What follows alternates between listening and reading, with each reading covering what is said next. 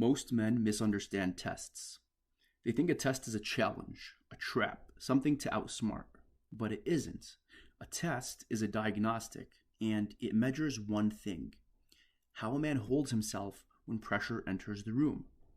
Not his words, not his explanations, rather, his emotional stability. So, what actually is a test? A test is not manipulation, and it's not disrespect. It is emotional pressure introduced on purpose. A woman creates friction to observe whether a man stays centered or whether he scrambles to regain approval. She's watching things such as his tone, his pace, his stillness, and his reaction. The truth is, the words he says barely matter. For example, you're talking and energy is good. Then she says something such as, "You're not really my type."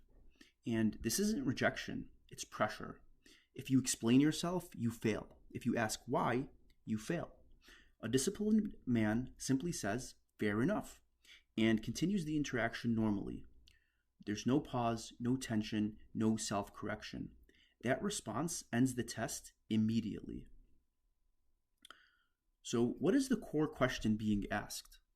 Every test reduces to one question, and that question is, does this man have an internal center? If your emotional state shifts when hers does, you fail. If you seek reassurance, you fail. Attraction forms when a man remains regulated under uncertainty. One thing that I want you to remember is the walkaway principle. If you take nothing else from this video, just remember this one principle.